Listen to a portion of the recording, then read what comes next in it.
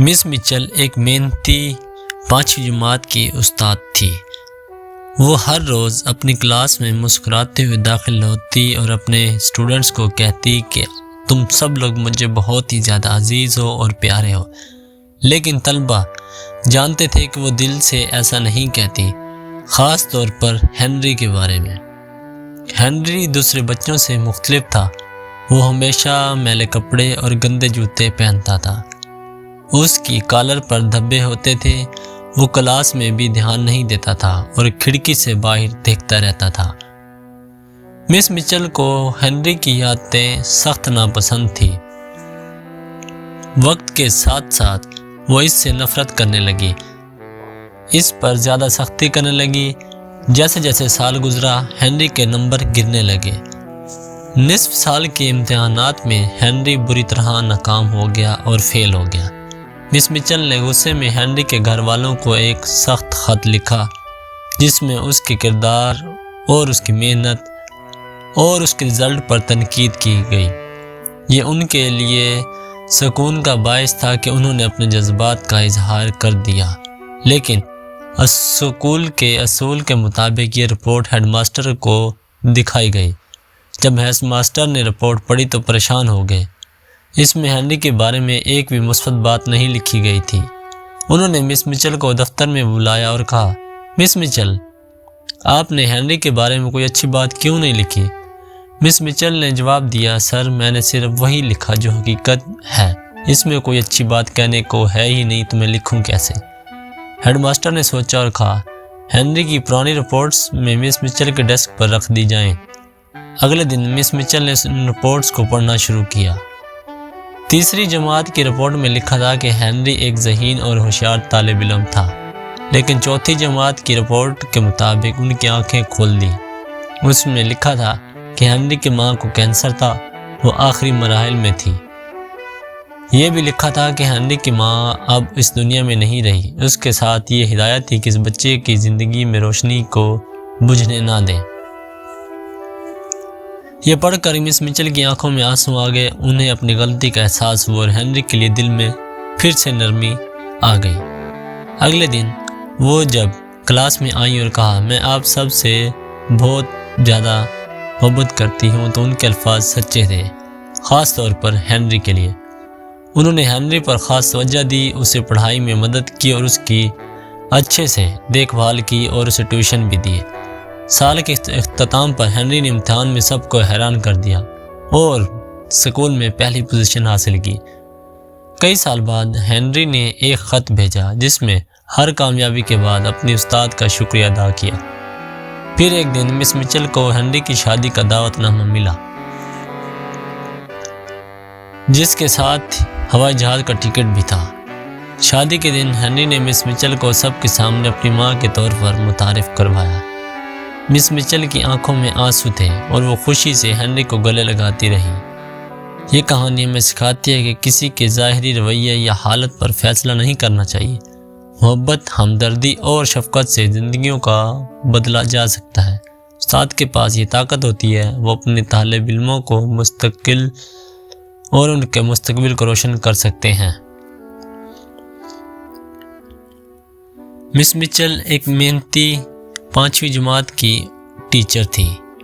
وہ ہر روز اپنی کلاس میں مسکراتے ہوئے داخل آتی اور سب بچوں کو سلام کرتی اور کہتی کہ بچوں، تم سب مجھے بہت زیادہ عزیز ہو، لیکن طلبہ جانتے تھے کہ وہ دل سے ایسا نہیں کہتی۔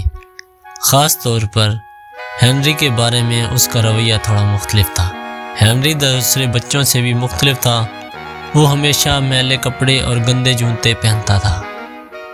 اس کی کالر پر دھبے ہوتے تھے اور وہ کلاس میں بھی دھیان نہیں دیتا تھا۔ ہنری ہر وقت کھڑکی سے باہر دیکھتا رہتا تھا۔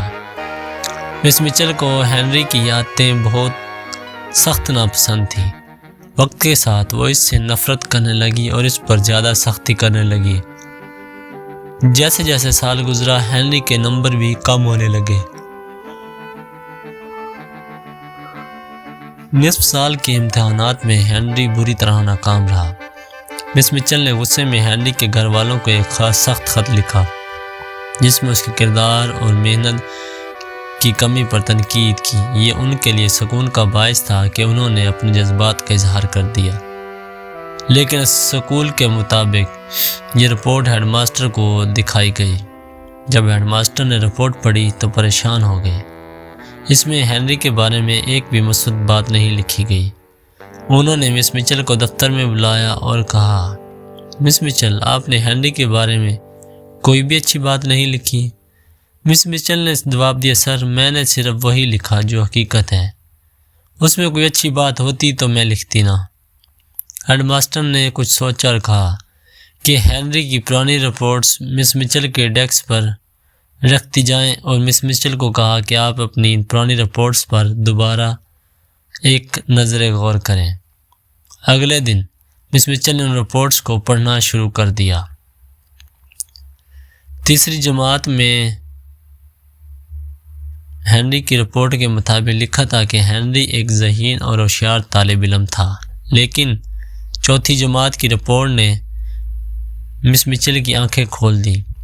اس میں لکھا تھا کہ ہنری کی ماں کو کینسر تھا اور آخری مراحل میں تھا۔ یہ بھی لکھا تھا کہ ہنری کی ماں اب اس دنیا میں نہیں رہی۔ اس کے ساتھ یہ سخت ہدایت کی گئی تھی کہ